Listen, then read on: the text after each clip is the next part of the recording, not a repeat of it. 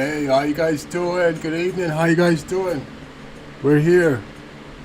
Today we're going to be talking about Ibrahim Traoré. Hope I said his name right.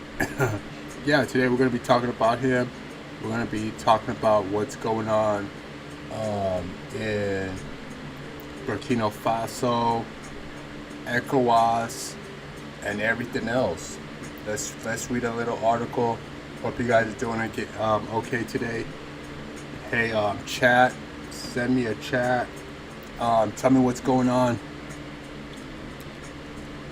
So it says that Ibrahim Traoré defined the West, inspiring Africa facing challenges.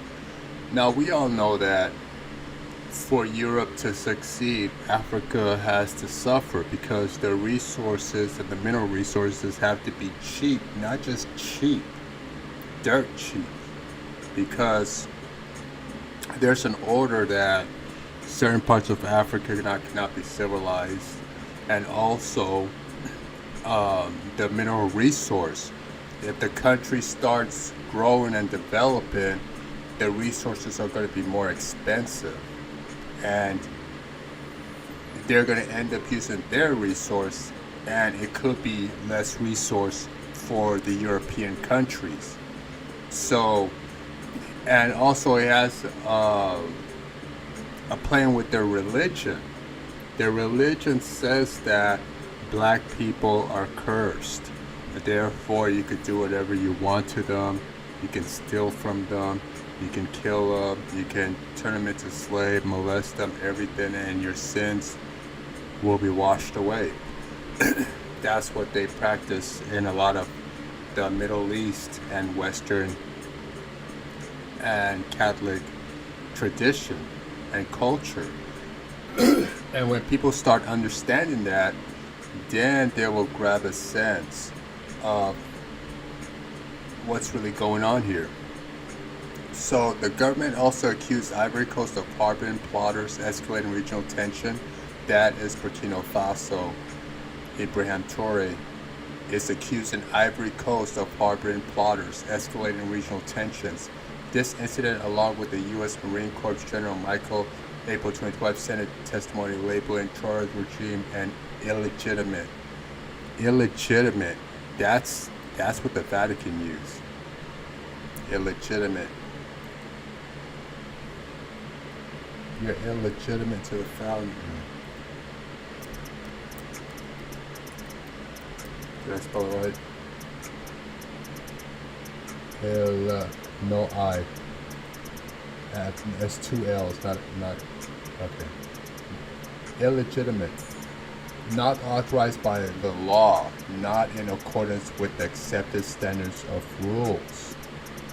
As an established in their terms.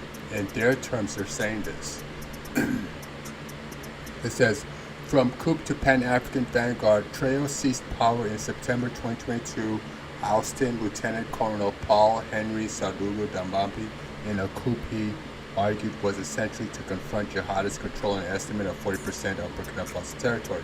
Yeah, that's true. And we see right here, Burkina Faso. This is Burkina Faso. Let's move out a little bit.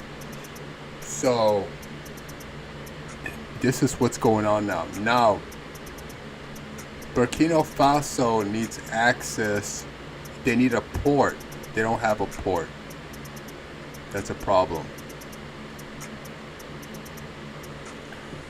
Mali, Niger, Burkina Faso. This is not part of it.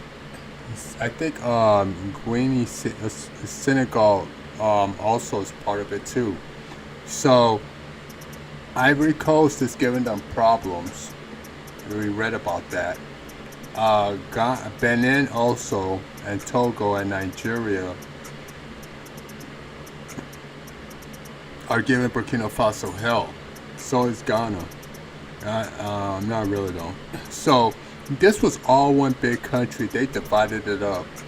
The Europeans, they divided it up. Sierra Leone, Liberia, Guyana, Bassa, you know. But remember, this is the United States map. A lot of Africans still are going by their old map. which they support. You tell them this is Cote d'Ivory Coast, they're gonna tell you no, it's Kawakalaki. You know what I mean? That's how they are over there. So we gotta realize is that this is our view of Africa. This is our map that we refer to, but a lot of times over there they don't use the same words or support.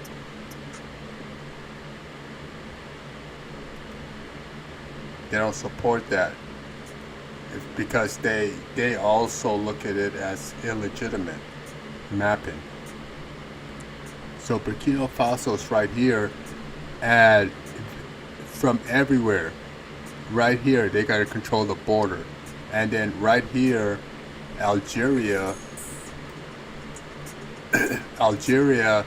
is sending swarms. They're capturing Africans that are imprisoned, Africans that are up to no good, Africans who got caught Africans will come through here to get to Europe for a better life. It's the same stuff they're doing in Mexico, coming through the waters to America for a better life. But this is systematic. What the Europeans are doing is systematic. So they'll come through here and they'll get caught. And also Algeria also said no more blacks in Algeria. So they rushed them out. They took them and put them in the desert right here. And what happens is Al-Qaeda will come in, capture them, and train them to be militiamen. And some will run away, some will stay, some will get killed. And then they'll attack Niger, they'll attack Mali, they'll attack Burkina Faso. And the same goes for under here too. So now Burkina Faso, Mali, and Niger are one. They're one. And their objective is to protect their borders and help each other out. Mali stretches all the way out here. Wow. It's a tough terrain to protect.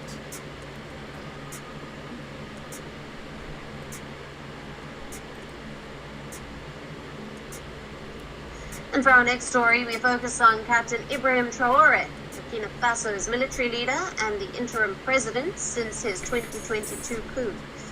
Since the takeover, Traoré has pushed to position himself as a symbol of Pan-Africa resistance, defying foreign influence, particularly that from the west in a turbulent Sahel region. The 37-year-old charismatic leader says he is determined to free his nation from the clutches of Western imperialism. With his message resonating with people in Africa, he has gained popularity across the continent and even beyond. After the 2022 coup, Traoré ditched the former colonial power France in favor of a strong alliance with Russia. But Traoré says that this bold stance has come at a cost.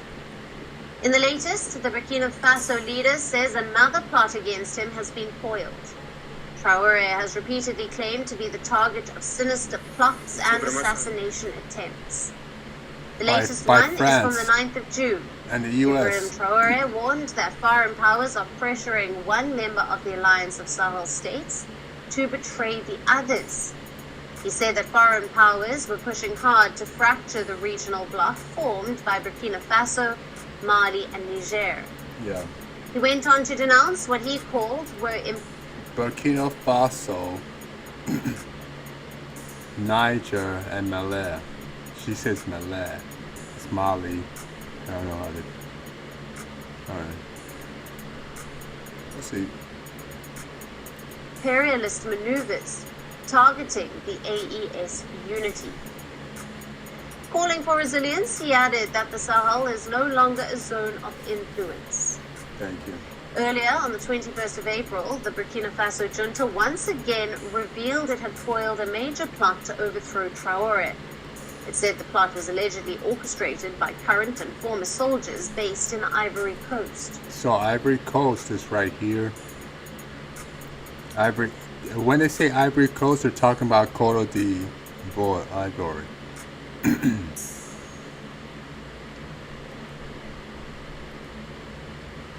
The junta claimed the conspirators planned to attack the presidential palace and to sow chaos. The Ivory Coast denied any involvement, but the claims made by Burkina Faso's junta. Oh, she's so boring. Ibrahim Traoré of Burkina Faso has made some bold moves. He's cracked down on terrorism, taken back control of land, launched anti-corruption efforts, cut ties with France, built closer ties with Russia, and worked through the tough process of returning to civilian rule. But even with all these efforts, there's still resistance to his leadership in the country. In this video, we're going to break down the latest attempt on Traoré's life and what happened afterward. Burkina Faso had become the symbol of a new, fearless Africa, bold, determined, and ready to stand on its own. Leading this wave of change was Captain Ibrahim Traoré, a 36-year-old soldier who rose to power through a popular uprising. After taking charge, Traoré launched a serious fight against terrorism, corruption, and foreign interference. He spoke out strongly for African unity. Okay, we already got the story. Let's see how he survived it, please.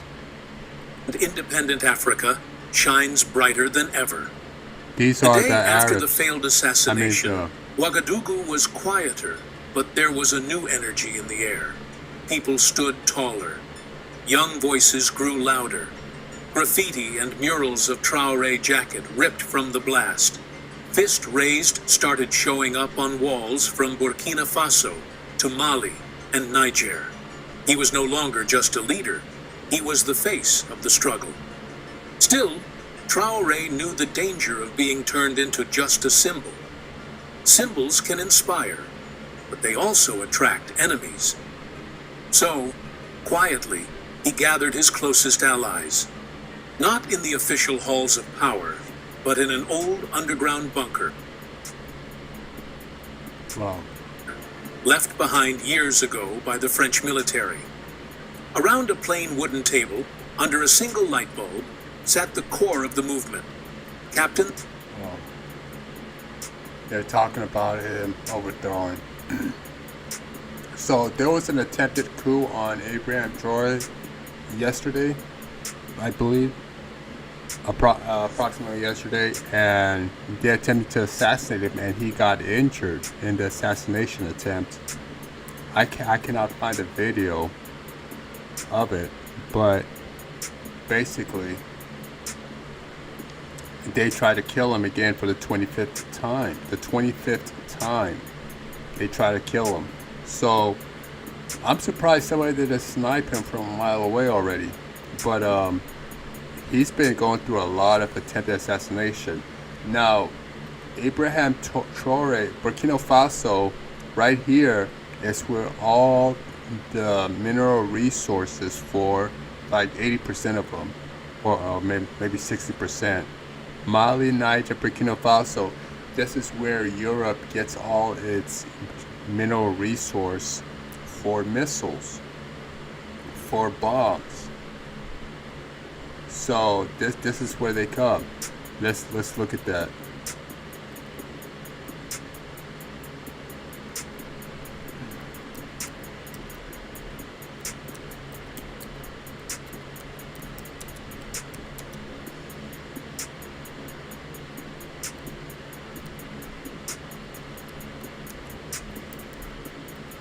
I'm sorry about my spelling.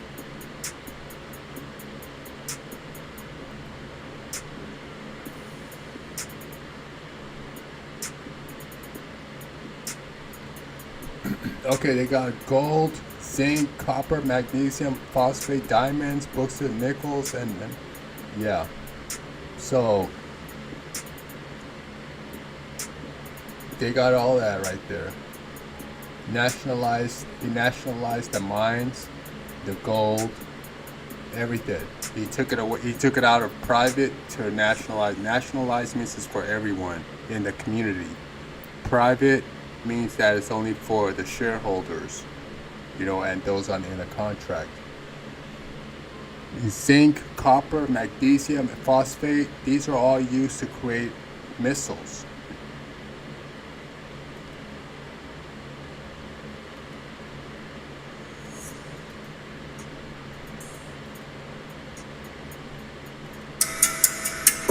Captain Ibrahim Traoré he went just to landed Moscow in Russia. to get more He is equipment. in Moscow to participate in the May 9th Victory Day celebrations. So he came to Russia in the Russian plane.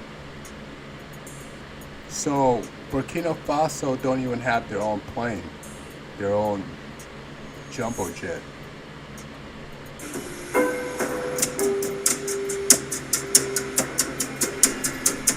A highly symbolic event commemorating Russia's victory in World War II. This visit underscores a growing relationship between Burkina Faso and Russia, reflecting Traoré's efforts to diversify his nation's international partnerships.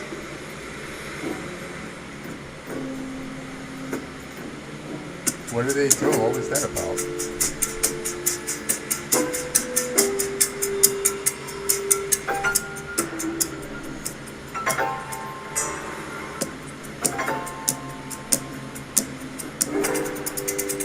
Why is he holding his hand like? Why are you holding his shoulder like Beyond the that? celebrations, the visit serves as an opportunity for discussions on potential economic and security cooperation, areas of critical importance to Burkina Faso as it navigates regional he holding instability his hand? and seeks new alliances. This is Uplifting Africa. Stay tuned for more updates. Leave his hand alone. Why is he holding?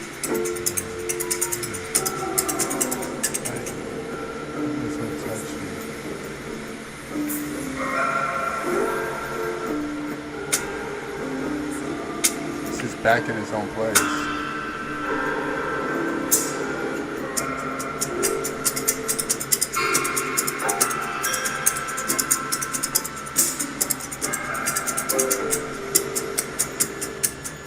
Before we continue, if you love what we do here on this channel and would like to support us, then you might consider gifting us a super thanks donation of any amount. Yeah, guys, donate. A lot of this news is not always around.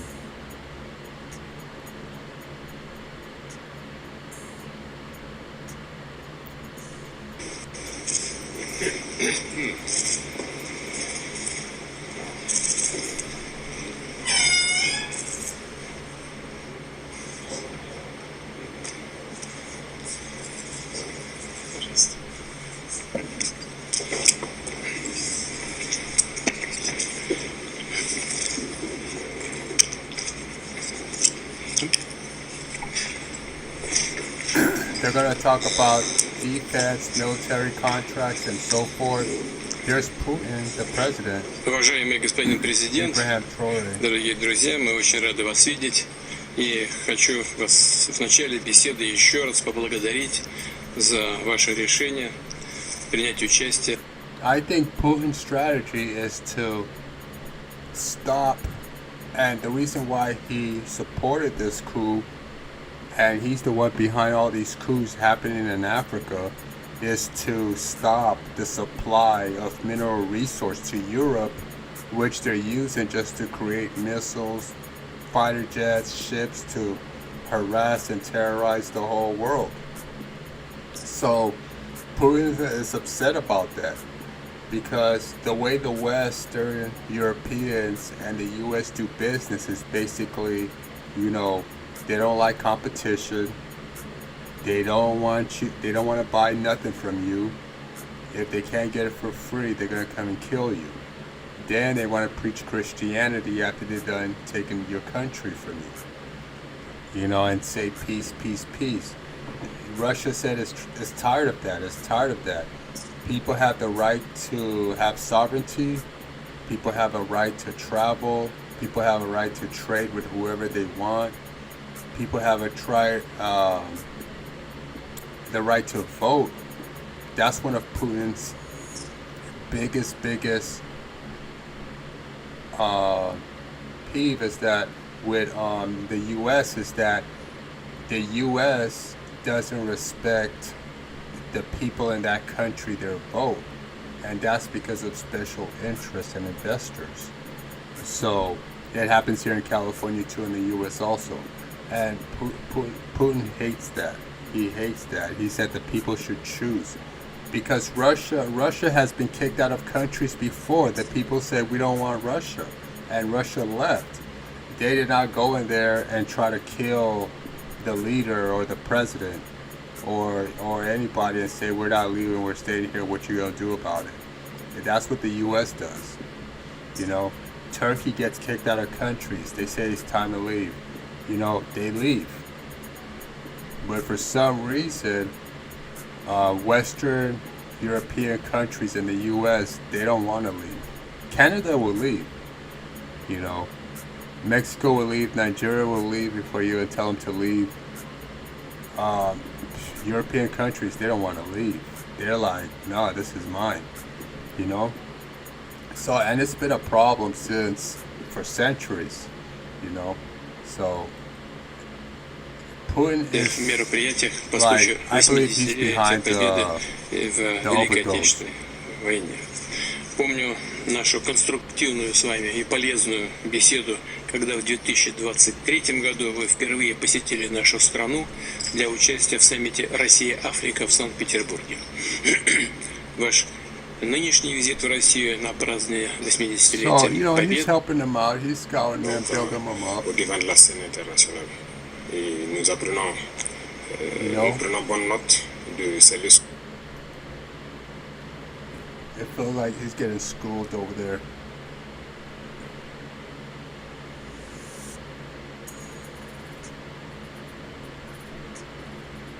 You know, and here we can see that how France exploits countries.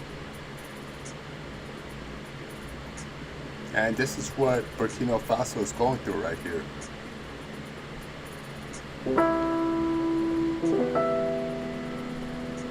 The French Empire was one of the most powerful in human history. At its height, it controlled almost 10% of the world's land area. From Southeast Asia to West Africa, the country we today associate with baguettes and cinema was a dominant global power. And that was particularly true in Africa. France oversaw territory. No, don't believe that. They were not a dominant global empire. They just knew how to kill people that got in their way. Okay? Now, yeah, they did conquer some lands fully, but a lot of times there were still rebels in there who were fighting back, who were in the mountains, the Amazon jungle, or the forest, or the swamps. You know, like, you still have terrorists over there. So a lot of times they just took over a section, just like how they do right now. They take a section of your country, and then they're gonna stay there after the war. Okay, win or lose, they're still gonna have their base there in your country. Okay, the war ended in 2024, in 2000. Wait, the war started in 2000. They came over there. It started in 2000. It ended in 2003. They lost the war or won the war. They're still going to have a base there.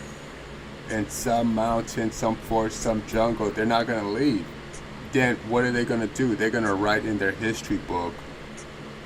Okay, so say they were there after the war, 2003.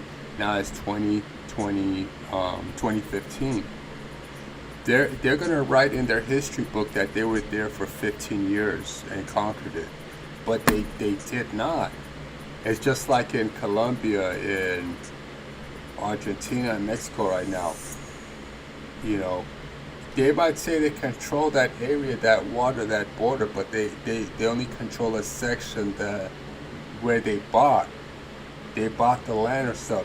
So when you go back to these countries and you ask them, you tell them, like my mom, I would ask her, did you see any military? She'll say no, she never saw no military during the Civil War. because it wasn't in our area. It was like somewhere else. But they started to hand out policies and laws and rules. Oh, you can't sell that no more. Oh, you can't build that no more. Oh, your price is up. You know, they started because they're doing commerce, they're doing commercial, so it affects the whole economy. And then they say that they conquered the country, but there's a lot of holes in the game. There's a lot of holes. So, you know, no matter where it is, like Kosovo, you know, Ukraine. You see how Ukraine 2014, 2012, there was a coup. But this Ukrainian government only controls Western Ukraine. They don't control Eastern Ukraine.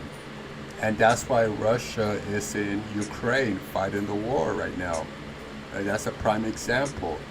But they're going to write in the books that Zelensky was in control from 2011 to 2025.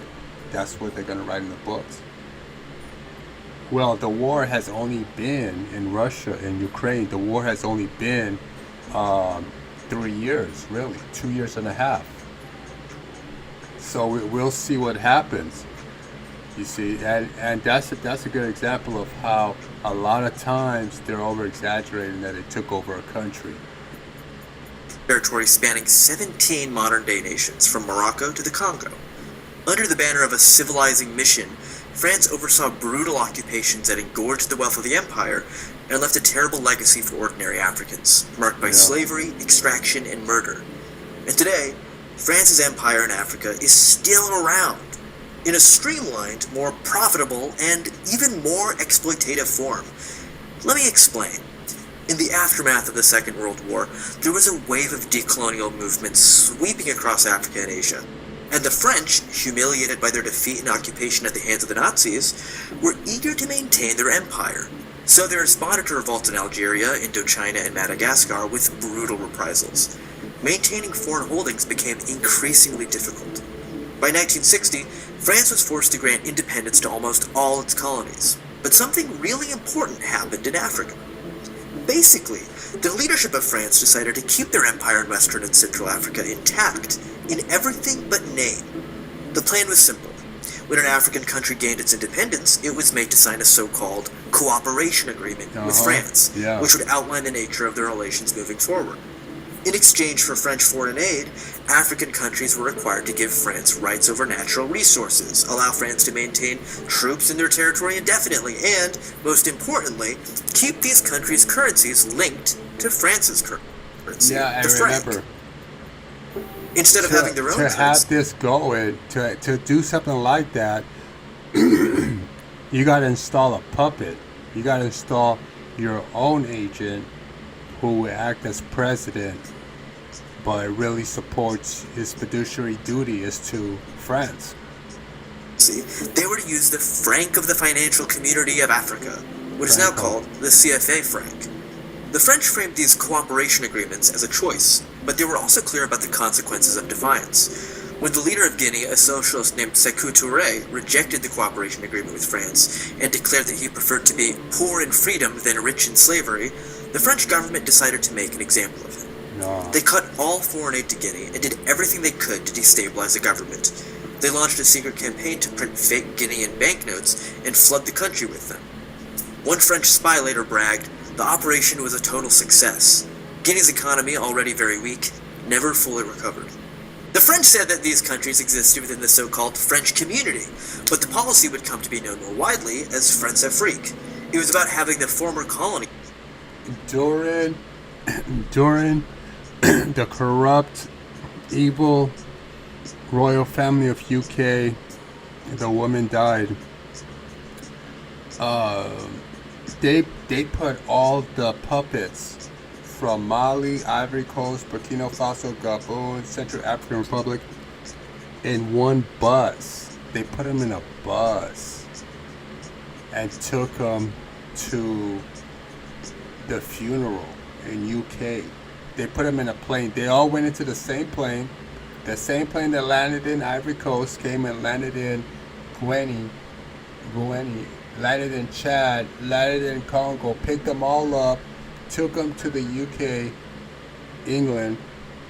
Then they came out, they all got into the same bus and drove to the funeral.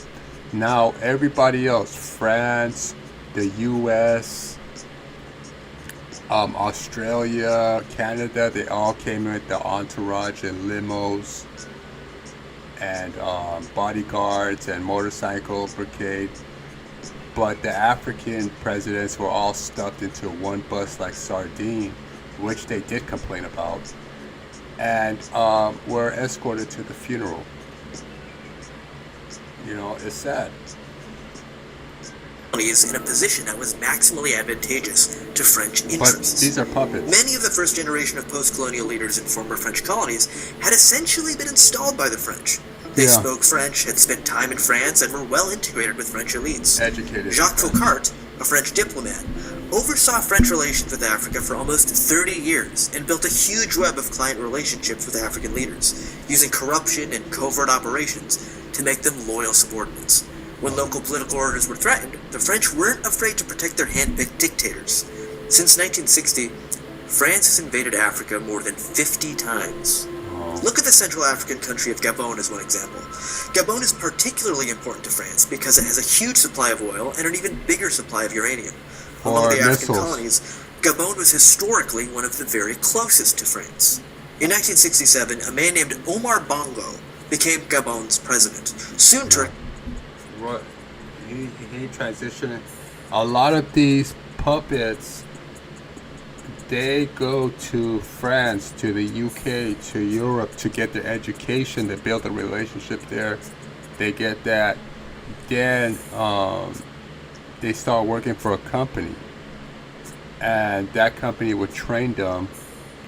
Then they'll do like they did with Obama.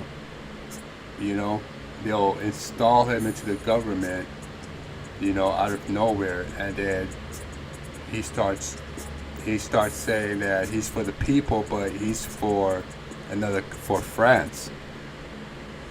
And then they change the laws, they change the governance, they turn it from a democratic or a republic into a monarchy, and then they start exercising communism. You see. So that's what goes on with these puppets. Bring the country into a one-party dictatorship. And Bongo was intimate with France. He had been appointed after flying to Paris for what was basically a job interview with the president. So, under Bongo, France and Gabon enjoyed a relationship that benefited both sets of elites. Gabon's oil was pumped by the French state-owned oil company ELF, and its uranium went right into France's arsenal of nuclear weapons. Wow. In return, France subsidized Gabon's budget, especially the parts that flowed into the pockets of Omar Bongo and his family. At one point, Bongo was worth over $130 million. That's it. Gabon, meanwhile, remained poor and underdeveloped. Under Bongo, it had one of the... That's so sad because OnlyFans models are making 1 million to 78 million. 78. Let me say it again. 78 million a year. So that's out of this world. That a 19-year-old can make 78 million in 1 year. Highest infant mortality rates in the world. Instead of investing in the Gabonese economy, Bongo spent state funds on influencing French politics in his favor, bankrolling the campaigns of central future French presidents. Even today, France keeps troops in the country to support Gabon's current ruler, who happens to be Omar Bongo's son. Yeah. And somehow, Gabon is actually one of the happier stories. Other countries, like the Central African Republic, are today some of the poorest in the world, in part due to the legacies of French-backed dictators like Jean Bedel Bokassa. But a lot of these people, they're these puppets, they're put in there to serve France. And, you know, I do believe like some of them might be homosexual too. There's another aspect of French influence that's even more important. Probably the most central part of all is the CFA franc, the last colonial currency still in widespread use. In practice, the countries that use the CFA franc have virtually no monetary sovereignty. The value of their currency is linked to the euro. Oh The poorest countries in the world have a currency controlled by the richest countries. And so the imperatives of European countries, fiscal discipline and fighting inflation, end up shaping the very different world of Western and Central Africa. So now Burkina Faso is going to join BRICS. So is Niger and Mali.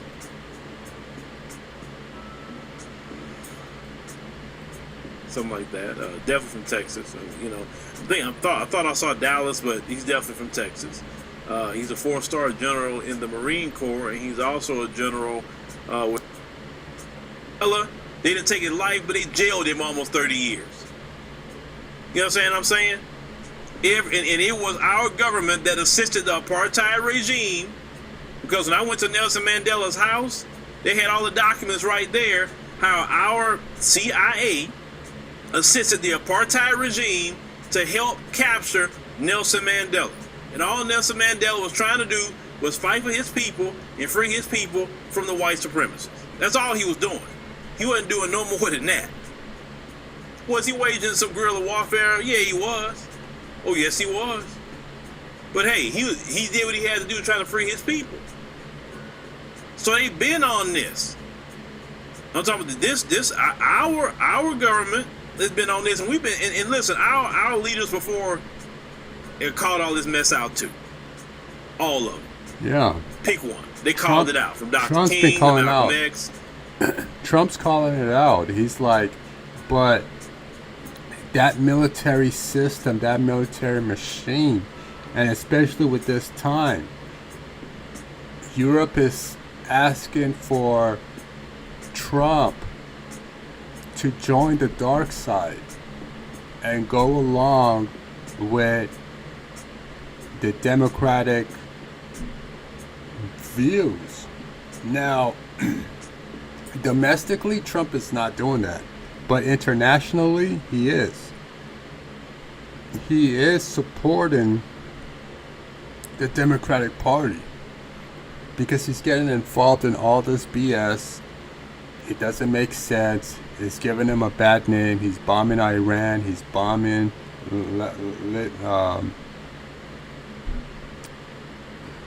what is it? Hezbollah. He's just bombing everywhere. You know, Lebanon. You know, he's just bombing everywhere, and it gotta stop. Yeah, and then second, he doesn't know anything. He's just taking notes from these military advisors who have their own special interest, which is not American interest. All these wars are special interest.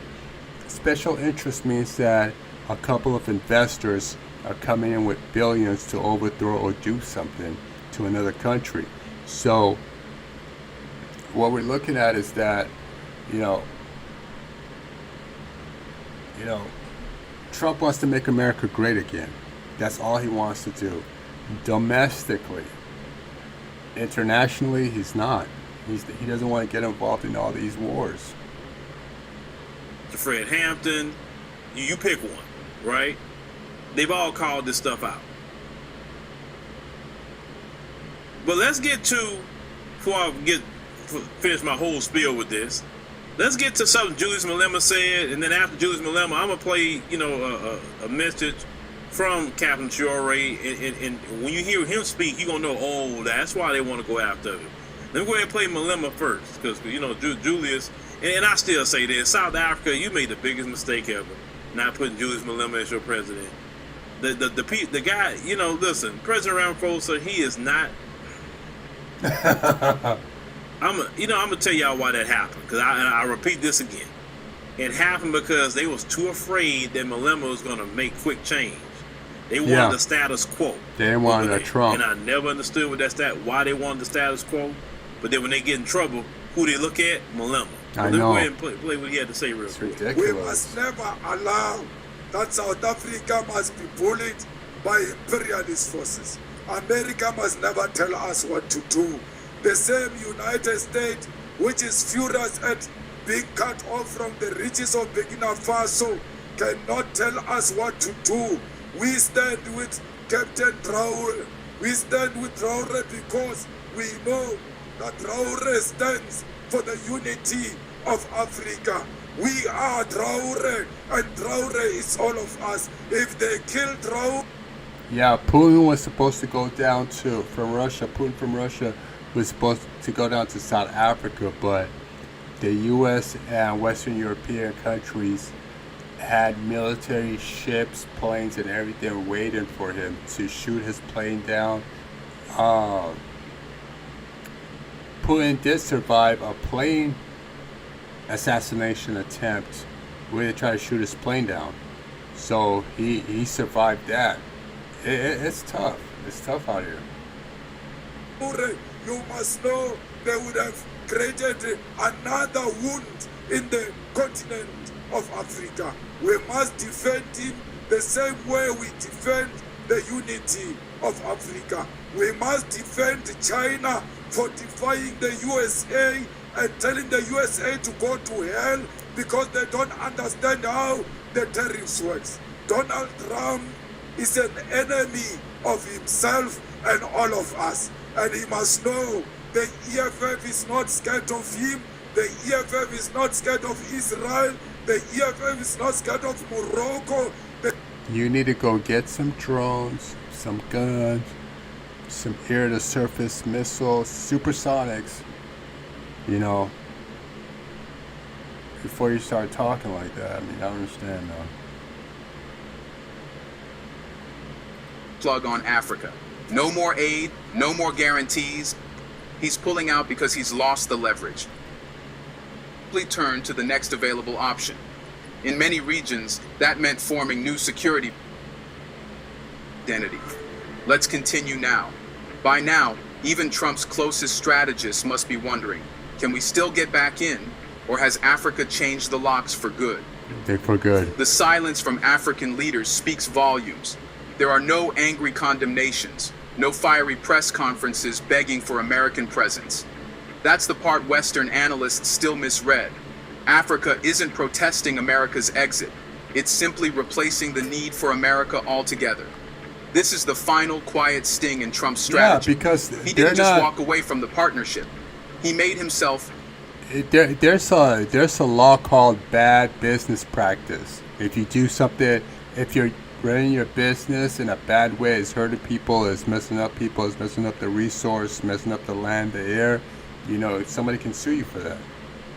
Replaceable. Once upon a time, the U.S. had something no one else could offer. Military dominance, development dollars, global media power. But in the space Trump has left behind, those advantages are starting to feel outdated, even clumsy. China's infrastructure is coming faster. Russia's support comes with fewer questions. India, Turkey, and the Gulf offer nimble, flexible packages. Even regional African blocs are innovating with their financing tools, security mechanisms, and diplomatic alternatives. Meanwhile, the U.S., it's still selling old slogans from an empty seat. Let's be brutally honest. Most African leaders no longer believe Washington is consistent enough to rely on. Not just under Trump, but across administrations. Biden tried to repair the cracks, but the continent saw how easily progress was reversed. If the next election... Yeah, it's crazy. They're going through a lot. I mean, man.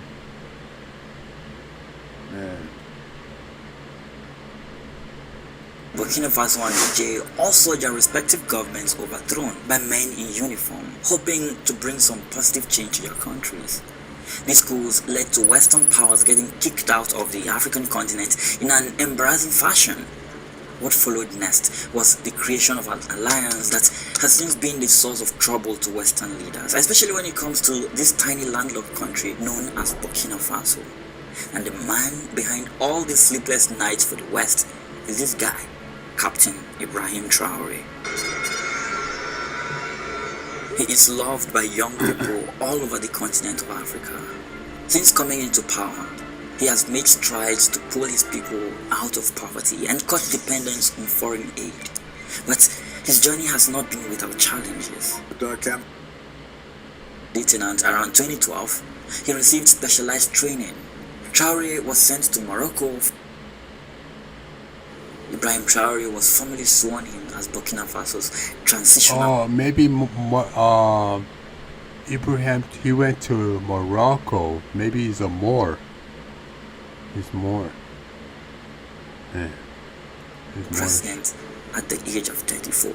His next move would shock everyone, prompting powerful people trying hard to get rid of him. From day one, Traoré sought to portray himself first and foremost as a wartime leader focused on Burkina Faso's survival. He has cultivated an image of a disciplined, pragmatic military leader, often seen in his uniform and trademark red beret. He speaks infrequently in public and tightly controls his communications, which has given him a somewhat mysterious reputation domestically. And when he does address the nation, yeah, that's Ibrahim Traoré right there.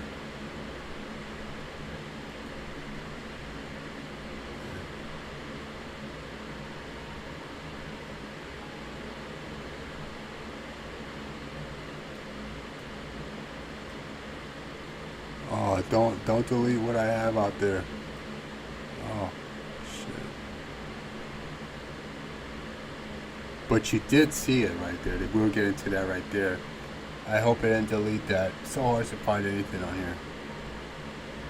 Come on.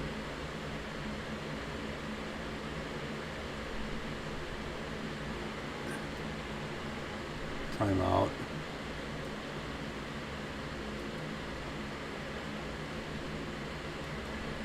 What are you looking for?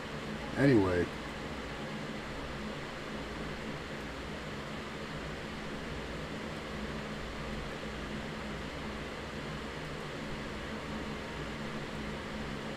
Yeah, so we see that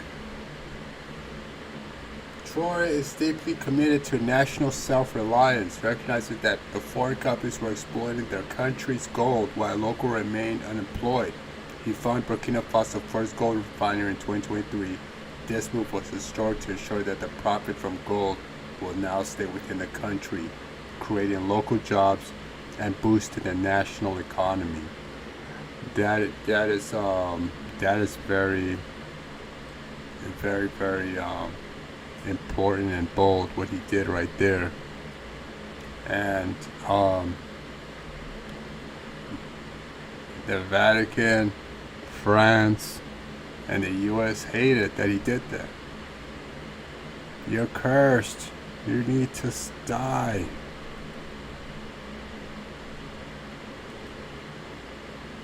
Yet they are no part of that history or story. They have nothing to do with African history. But they want to come over there, take your religion and belief, and use it against you.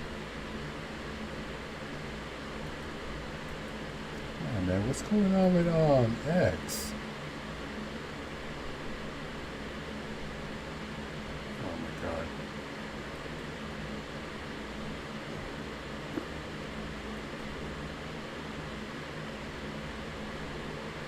You know what? Just take me back to where I was at. I don't need this.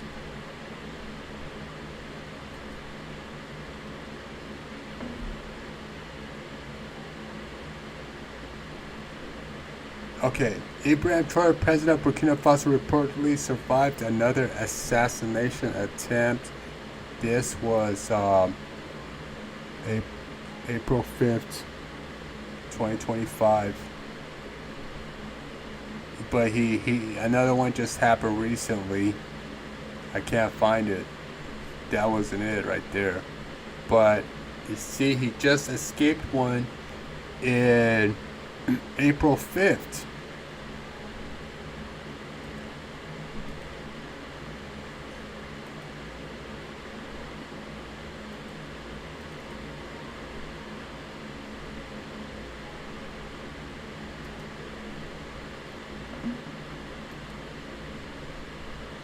Where's the map? Yeah, April.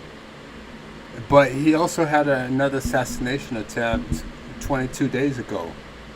So he's been having an assassination attempt like three every month. So every month he already knows that It might be his last day. Well, how many assassination attempts have there been in the past year?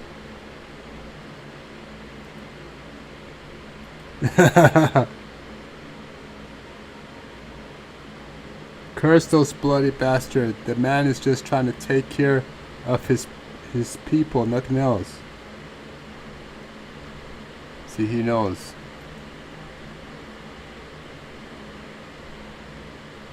He's Fidel Castro. He's connected to the Canadian. I say Traore is pursuing a bad dream. Oh my God.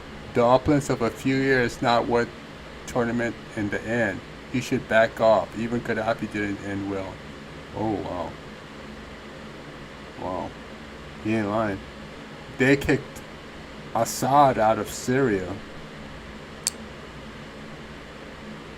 It's sad. Yeah, so we see right there what's going on. You know, we gotta hey.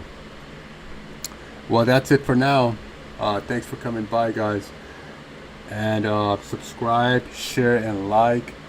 We see what's going on here with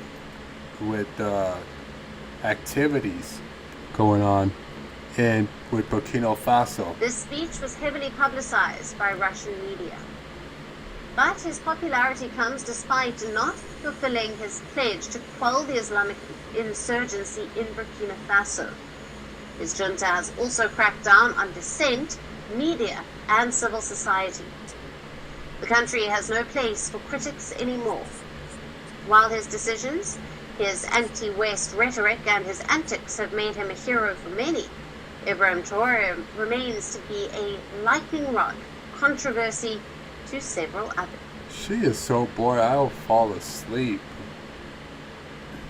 I know the same goes for me too, though, but...